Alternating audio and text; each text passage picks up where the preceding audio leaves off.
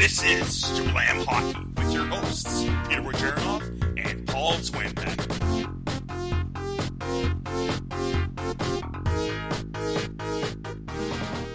Welcome to Slam Hockey, folks. I'm your host, Peter Wojcicki, and I am with Paul Zwambag. You can find me at Zwambag, ZWAMBAG. How's it going, everybody? Peter, where can we find you?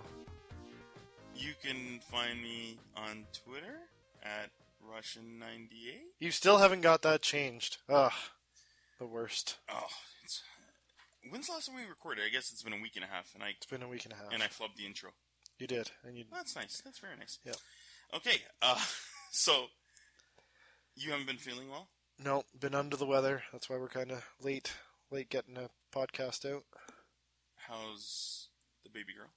She's sick as well. The whole family is sick. I figured. Yeah. That's usually how it goes around.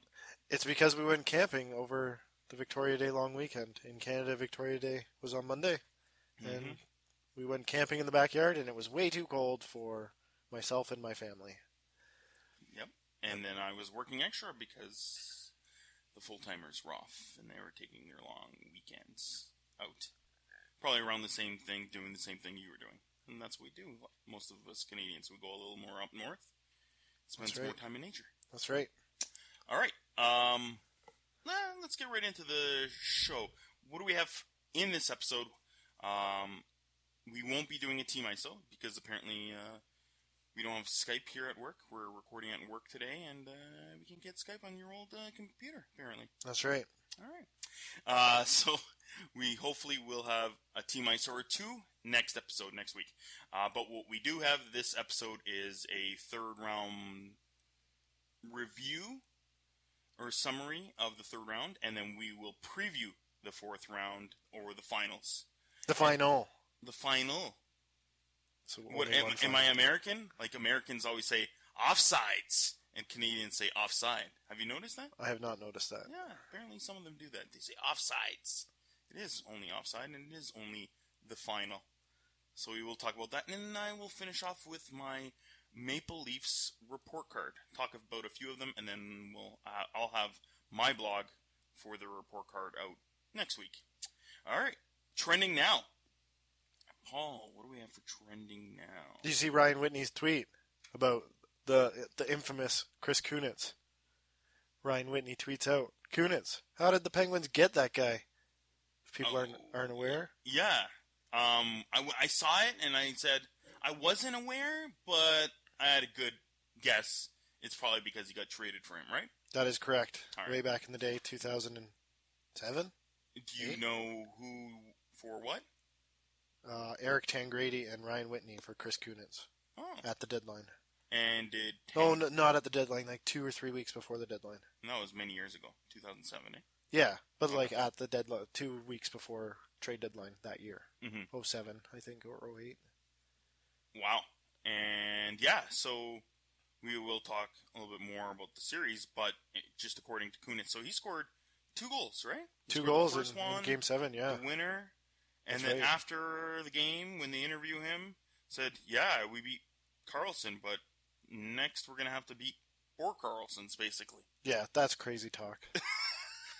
They're not that good. No, they have a great defensive core, but not that good of a defensive core. I would say they're very mobile in Karlsson-esque.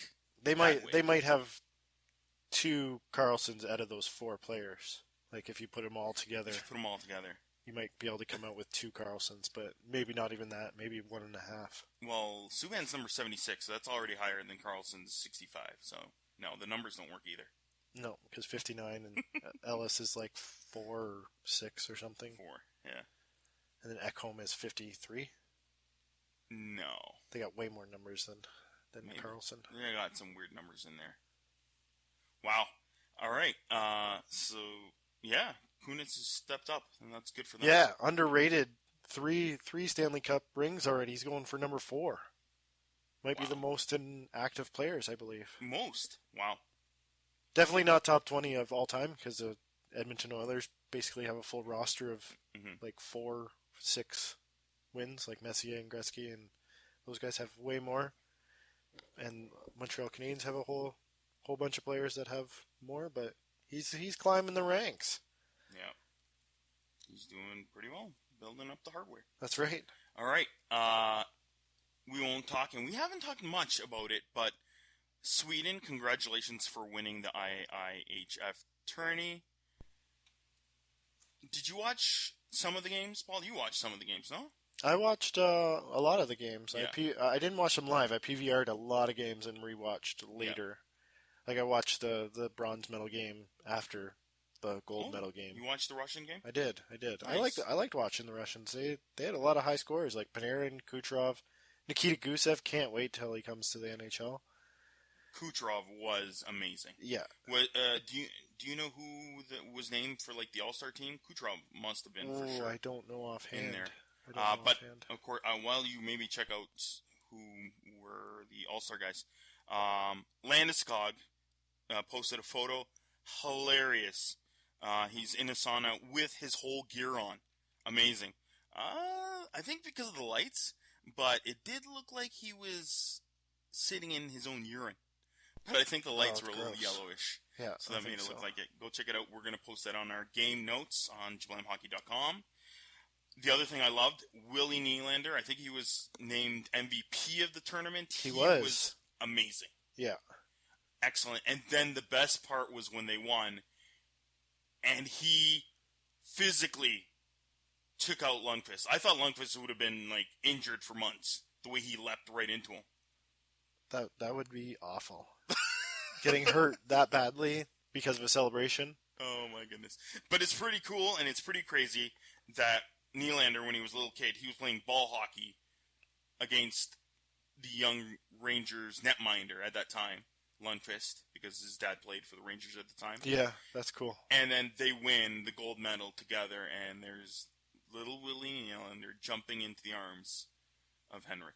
Amazing. Yeah, that's pretty cool. That's a pretty cool story. Henrik Lundqvist meeting up with the Swedes in the tournament after the Rangers got knocked out is pretty cool. Because not only did he get to play with his childhood, like one of the kids that he played with while he was with Michael Nylander, he also got to play with his brother, Joel, his twin brother. Yep, and Joel was captain. Yes, right? Joel was captain. And he's usually there. He's always playing for his country in those odd tournaments and stuff like that. Yeah, and Lundqvist never really gets to go because the Rangers kind of make it far enough, and he doesn't ever go. And he went, and kind of a good way to cap off his horrible season. He didn't have a great season. Yeah, he had an okay playoffs, but the Rangers did not score for him. So yeah, he was very good though. It's nice he got some hardware. Yeah, it's very nice. Even Maple Leafs Mitch Marner played pretty good in the tournament. I was surprised. Yeah, those guys. That fourth line, Braden Point, Konechny, and Marner. They were all very good. All right, what do you want to know about the All-Star team? Yeah, who are they? Who are the top players? The guys named to the All-Star team for the IHF? Andrei Vasilevsky from Russia was the goalkeeper. Colton Parayko joined after the Blues got put out. And how many games? He didn't play the whole tournament. He missed at least 2-3 games. No, he missed a lot of games. So he might have shown up last 2 round-robin games, maybe. That's not fair to be named. I don't know. I think it's not fair. And then Dennis Seidenberg was his other defenseman for Germany. Wow. Germany had a pretty good tournament. They impressed. William Nylander, obviously MVP. He gets one of the forward spots. Artemi Panarin was leading scorer of the tournament, and then Nathan MacKinnon was right in behind Panarin. So Kucherov was not named one of the. No. I thought he did very well as well, though. I guess he scored a few highlight reels. Goals, and that's why I saw him on the highlights a lot. And they probably didn't want to put all Russian players on. They could have easily made a Russian All-Star team because they had one full line of awesome playing. So they had 2 NHL lines and 2 KHL lines, basically. Yeah. So, all right, let's move on back into NHL playoffs. And what's really cool, everybody's jumping on the Predators bandwagon. And they've had some great celebrities at the games, but they've had even WWE wrestlers included. We will also post this on our game notes. I think it's a Puck Daddy blog that Bobby Roode, or is it Erik Young? I'm not too sure. Bobby Roode, the name Erik of Young. the player is the wrestler. But he was. You don't know a wrestler's name? I don't follow the NXT guys too much. That's like the second tier guy, so I don't follow him too much. But he was there at the last Predators game. And what I love is I'm a big, huge fan of Rusev. And he's a hardcore as well Predators fan. And he's harping, especially in the Duck series. He was just trashing the Ducks the whole time on his Twitter. And him and I think Lana were at one of the games as well in the last round. Really cool to see all these guys. And Nashville, what can't we say about Nashville? I think we talked more about that city as well during the All-Star game last year. Yep. Great party city, and they've really fallen in love with these Predators. So it's pretty cool to see. I want to see a fight between HBK and Rusev in WrestleMania next year. Yeah, because you got the HBK line for the That's Pens. right. That's right. And then these guys are big fans of the Predators now. We got Russell Crowe on our side. Russell Crowe is a Penguins fan. Nice. I found that out. And Joe Manganiello. I don't know if you know him. Yes. They're both Penguins fans. So we got them. They can have Rusev and Erik Young / Bobby Roode. Yes. So yeah, you can see some of that on our games notes and what he said when he was interviewed by Puck Daddy Wish, and I think he was on Wish and Merrick. All right, let's get into our playoff matchups and summarize the third round. Senators, Penguins. That was crazy, Paul. See? You didn't think the Senators I didn't think they were going to push them to the limit. The brink. Yeah. To the brink. Second overtime in Game 7. Yeah. It was nerve-wracking to watch. Wow. You know what? I can't recall the last time the third round, the conference finals, has been this exciting, tight, unpredictable, fun, everything all in one. You got the underdogs, you got great hockey with the Penguins, powerhouse offense, Cinderella team, the Senators and their stories, the Predators with their just great team, and the city, how it's lit up in these playoffs. Yeah. And then you still have the experience and the powerhouse physical Ducks. Yeah. And you just basically had it all. And it all came together, and it was 6 and 7 games, overtimes. It was exciting. I really can't recall this deep in the playoffs and the games being this exciting and unpredictable. Yeah, normally every year you're saying first round, best round of the playoffs, but I might say the last round was the best round. Yeah, if not a tie, it was better, and it was really fun. I have to say, it was really fun. The Senators, wow, nobody even thought they were going to even, like, every single win that they had, nobody thought going into that game, oh, the Senators are going to win this game. Yeah. No, every single time, no matter what, going to Ottawa, everybody's complaining about the attendance and this and that and the other. Enjoy the game. Enjoy the series. It was great. And it's so unpredictable that the Senators would take it that far to the brink. And congratulations on them on getting so far and everything. I did pick them to beat the Rangers, so I did think they were going to win. You had them in one of the series of 3. Yeah. I told you, I had the Sens taking the Pens to 6 or 7. And, wow. Even Game 7 going in, I think everybody thought, oh, Pens are going to finish it now in 6. And then they didn't. And then the 7th game, we're like, okay, we're not sure 100%, but we think the Pens are going to win. And they just kept on pushing and pushing. And then at the end, in the third period, you're like, oh, the Pens have this. Yeah. And still, like, after the Phaneuf penalty, and I thought that was a bit of an iffy call. But again, right before that could have been a penalty and a power play for the Pens. And so then maybe it was a bit of a make-up call on the Phaneuf thing. That happened, and then the Pens score, and it seemed a little deflated. But the comeback Cinderella team scores again to take it to overtime. They never gave up. Ridiculous. Oh, my goodness. It was fun. It really was. And amazing Karlsson. So, how many injuries? What was he playing with? 2 hairline fractures in his left foot. Oh, and maybe more because he's getting MRIs and an X-ray next week. So hopefully it doesn't lead to long-term damage, because that would be terrible to lose him to injuries. Yeah, and it was pretty cool. I got my Hockey News mag, and they have the best players in the NHL on the cover, right?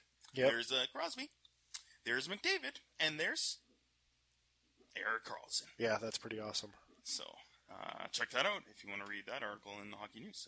But it was pretty cool. Erik Karlsson was dominant, and it sucks because we're going to be making our MVP picks, and it's pretty much we're making them projecting on the two teams that are in the finals, right? Yeah. So he would have been, if, you know what, would you have picked Karlsson to be MVP if Ottawa went to the finals and still lost in 6 or 7 games? Depending on what happens in the finals. Yeah. But you know what? I would pick Karlsson for sure to win the MVP, even if they lost in 6 or 7 games. Unless Rene is insane again. Yeah.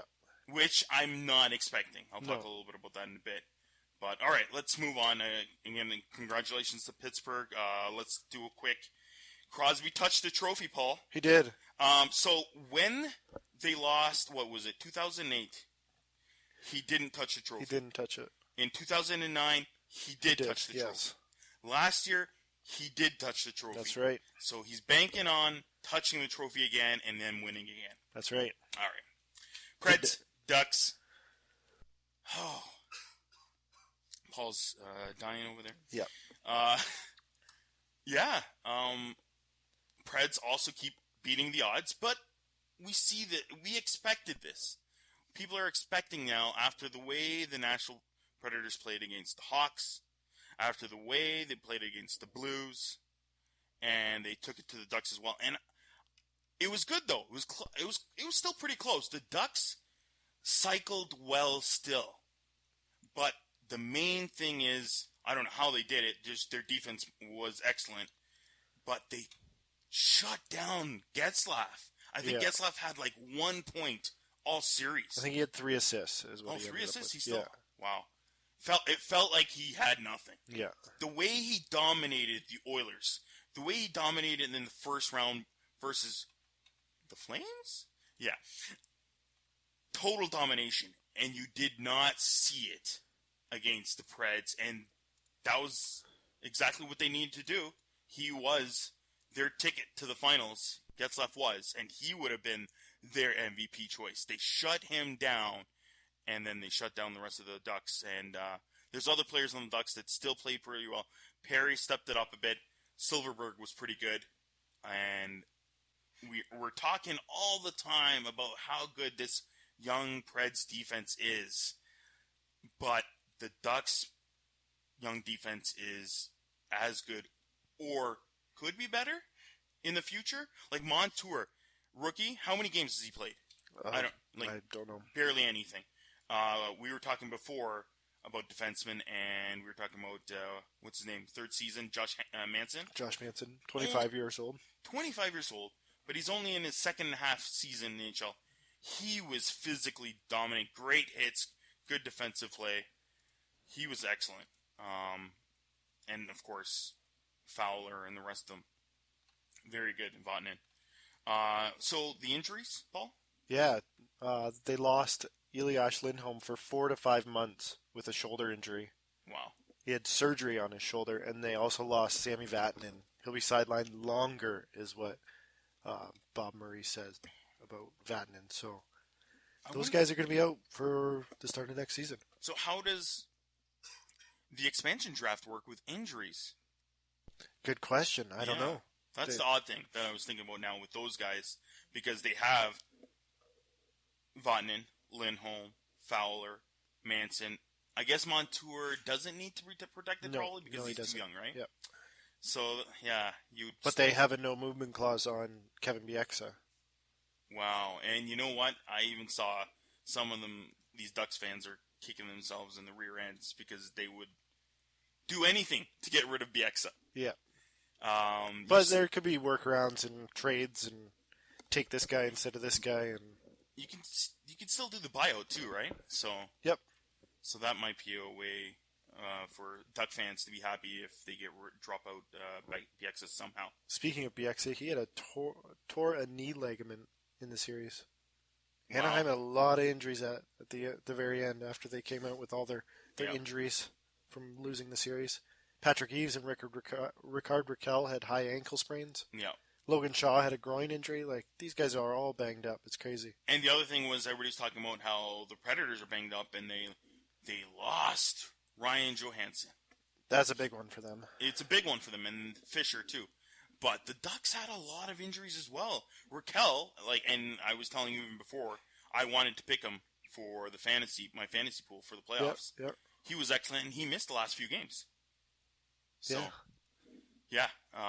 so the Preds have some injuries going into the finals too.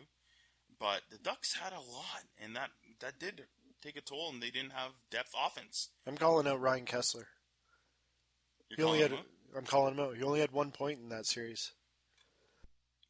He didn't have many points all playoffs. No, and a great shutdown guy, but you're getting paid like a second centerman, not a third centerman. Your third centerman should be a shutdown centerman. Yeah.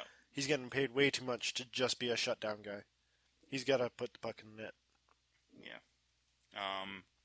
And that's the other side of the coin that a lot of people don't like the Ducks because they're a little too rough. And Kessler with the Ryan Johansson thing happened, and even at the end, we know Perry's sometimes dirty. He didn't seem that bad. No. I guess he was a little too close to the goalies at times. Yeah, but that's Perry's game. Yeah, that's his game. And Bieksa, he maybe went over the line a little bit, especially at the end of the playoffs. Yeah, that was stupid. Yeah. All right, but yes, the Preds going to finals. Congratulations to them on winning the trophy, which they did not touch. Yeah. They've never had to touch it or not touch it. Yep. First time. First time in the conference finals, and now first time in the finals. So good luck to them. All right, let's make our selections. Top offensive defensemen so far in the playoffs. Who is your number 3, Paul? Ryan Ellis is my number 3. Ryan Ellis. And I went iffy, of course. And my number 3 is tied between Justin Schultz. You always put 4. You always pick 4. You say pick 3 and then you pick 4. Yep, I have to. I can't. I'm not too sure. Make decisions. Make decisions, Peter. I want to pick Schultz, but I also want to pick one of the Preds, and Ellis is one of them. Schultz, 2 power play goals, 6 points on the power play. And, of course, how many games did he play? He had 12 or 13 games. Not a lot of games compared to some of the other ones. And then Ellis also 4 goals total in the playoffs so far. He's really good. Who's your number 2? Justin Schultz is my number 2. There you go.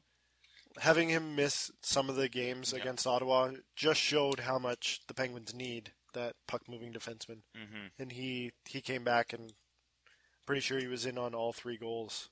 He was goal, assist, and +2, I believe, in that last game. Yeah.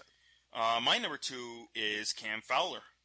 Also, didn't play that many games. I think he had also about 13 games, but 9 points, and just very mobile in the back end, and still put up a fair bit of points. I really enjoyed watching him play, even in that Nashville series. So he's my number 2 for offensive defenseman. And Peter, who's your number 1? I wonder who, Paul. I wonder who. We don't even need to mention... Roman Josi? Come on. All right. So he, who we will not mention... Why not? Erik Karlsson. We should talk just all about Erik Karlsson. Karlsson. So yes, he destroyed, I think, the Sens assist playoff record. 18 points, 19 games. Just a driving force in... like we see out of these Predators, young defensemen, and all the rest, bringing the puck out. But he does more than that. Sometimes he doesn't even need to bring the puck out. He can just throw it down the ice. He did it in the Penguins Game 7. It was ridiculous. Throwing it down the ice, running Clark MacArthur or Bobby Ryan or Kyle Turris' stick, and they get a breakaway. Yeah. Just outstanding, Karlsson. All right. Top 8 players in play top 4. Sorry, top 8 defensemen in playoff scoring. 4 of them are the Nashville Predators. That's how good they are. Yeah, that's crazy. It's hard to pick one out of them, and that's why I wanted to mention Ellis. But yes, they are all playing very well. All right, MVP picks so far. So far, or what? So far? Okay, so this is my dilemma here. Well, so far going into the playoffs, what we're picking, and when I get to my number 2, I'll throw in my question mark. All right, my number 3 is Sidney Crosby. I am also with you on that one.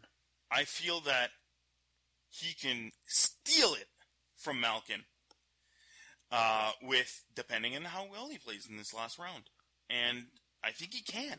I really think he can, and very might do so, depending on how he plays in this last round. Yeah, I agree with that. And I put him there too, and I would not if Penguins had kept Marc-Andre Fleury between the pipes. Yeah. He would have been my number 3 in that spot. Agreed. If he had never been taken out. All right, number 2. Is it the same? Pekka Rinne? That is correct. That is correct. Best save percentage in the league, in the playoffs, of course. And, well, of course, with guys with 5 games played or more, because so far, Murray's playing very well. Yep. So he's there. But if he were to continue, and I didn't mention it, well, I'm going to mention a little bit in our finals preview right after this. If he continues to play this way, he's there and he should win the MVP. But if he doesn't, he drops out of the top 3, for sure. Yeah. Then you would really factor in the team that wins. But if it goes deep and they still beat Rinne, then my backup for that would be Forsberg. He really stepped it up and took it to another level, especially versus the Ducks. Scored some big goals, and he's my question mark for Rinne as a replacement. Nice. And, of course, the number 1 is, Paul? Evgeny Malkin. Yep. 24 points in 20 games, roughly? 19 games. 19 games. Yes. Nobody is even talking about him. No. Why aren't they talking about him? I don't know. So many other storylines? People aren't fans of Malkin for some reason. He looks like he's lackadaisical out on the ice, but if you watch him enough games, which I watch a lot of Penguins games, that's just his style. He just plays lackadaisical, doesn't look like he's trying hard, but he's just so big and dominant that... This is what I don't like. Whenever you see a big, huge guy on the ice, people just think they're slow. They said the same thing about Lemieux, said the same thing about Moyanchkov, but he was a bit slow. But the big guy on the ice, they look like they're slow, but they're not. They just look like, because they're so big. And when you see a small guy skating, he looks super fast. Yeah. But it's because he's so small. So it's hard to view it that way, but he's dominant, and that goal that he scored pretty much all by himself. I think I tweeted Malkin scored, assisted by Malkin, and secondary assist to Evgeny Malkin. Yeah. I can't recall the defender, but he went right around him, put a great shot on net, got the rebound, and went around the pad and put it in. Amazing. Yeah, and he kind of did that in 2009 against Carolina. He took it to another level, and he had to carry them in 2009, and I'm pretty sure he thinks he has to now, because Crosby kind of is putting up points, but not as high as he is. So, and I'm fine with that. Let him think he's got to carry the team in offense, because he can. Yeah. All right. Let's talk about the finals now. A little finals preview, our picks. I'm picking Penguins in 6 games. I like that answer. I just feel that they still have too many weapons. You know what? The Predators are very banged up, but the Pens are as well. Nobody's talking that a lot of these guys look like they're playing with injuries. And I think that's because it's more of the secondary role guys that are injured, rather than your top 2 guys, Johansson and Fischer. But some of these guys used to be, or still are, big factors. Like Hornqvist drives the net. Yeah. And if he was playing fully healthy, he'd have a few of these nice trashy goals. Yeah. Right? And the rest of them. Like, Schultz hasn't played every game. He's probably not playing 100% for sure. The list goes on. You can name Hagelin must be playing injured. He hasn't looked very good in these playoffs. No, he hasn't. He hasn't had a very good season overall. Yeah. I got my dad to pick, and it's because we didn't look at how good Gunsel has been playing. But Connor Sheary.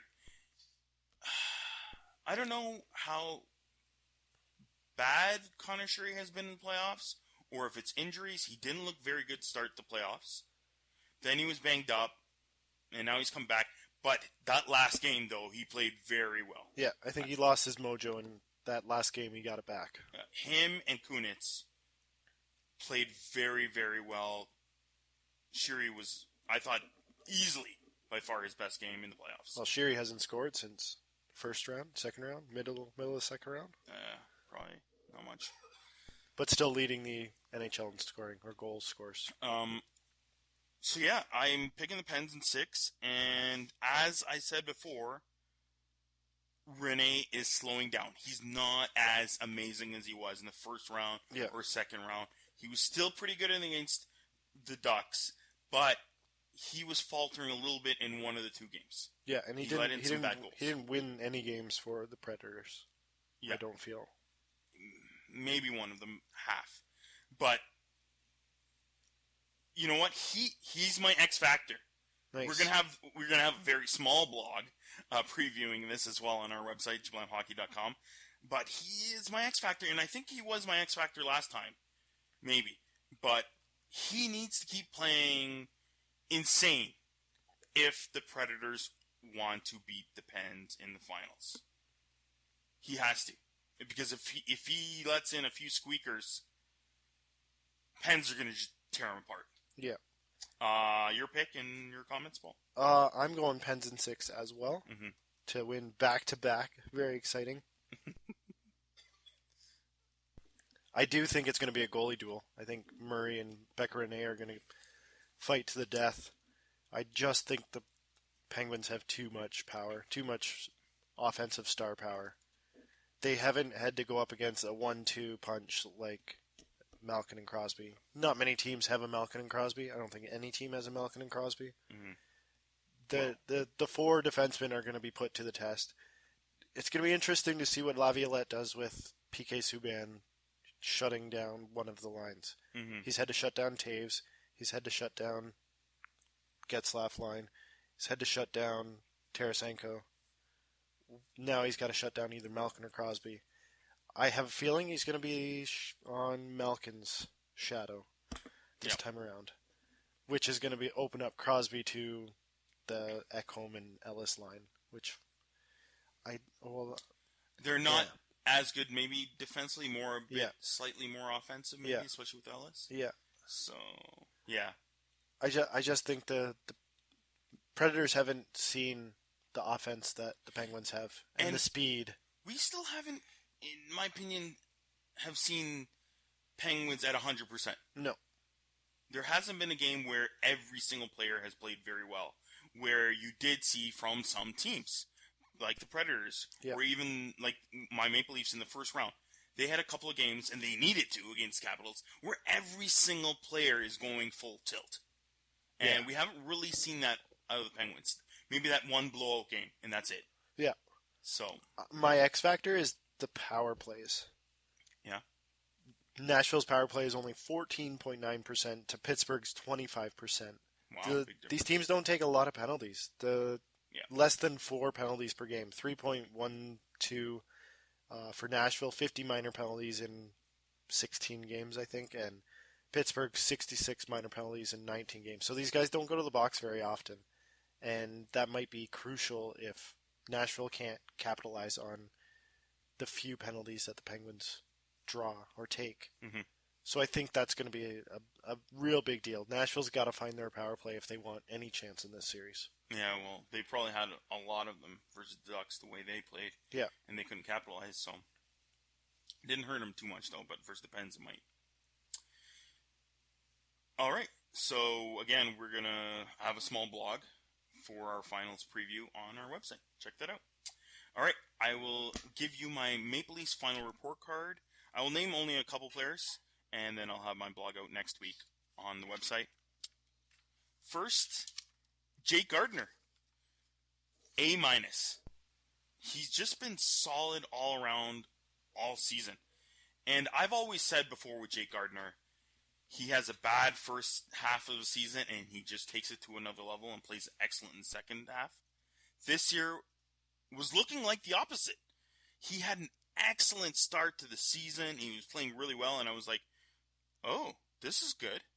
And then right at about the halfway mark, he had a horrendous, you could say, week, 2 weeks, week and a half-ish. And I was like, oh, it's going to be the opposite. And then right after, I don't know, he had one really good game, and then boom, he exploded and he kept on playing well the rest of the season, and he took it to another gear in the playoffs for the Leafs. And I was nicely surprised to see him take that next level. And I even nominated him on my own website for Most Improved Defenseman, along there with Justin Schultz, right, Paul? Yeah. So, yes, he was amazing, and I gave Jake Gardiner A-. Another player that really improved, and we've talked about him before, B+ to Nazem Kadri. And the main thing is, and I think it helped, is Babcock helped Kadri find a role where he can fit and concentrate on. But when you get the likes of a Marner and a Matthews and a Nylander filling in those top roles, you can put players where you want to place them, and they can grow and become better players when you fit them better, just like a Dion Phaneuf on the Senators. He's not a number one, and he fits better as a 2 or a 3. Like Kadri, fitting well as a third-line defensive checking center, shutting guys down on some nights like a Connor McDavid, Sidney Crosby, while still scoring 30-plus goals. Kadri had an excellent season, and that's why he deserves that.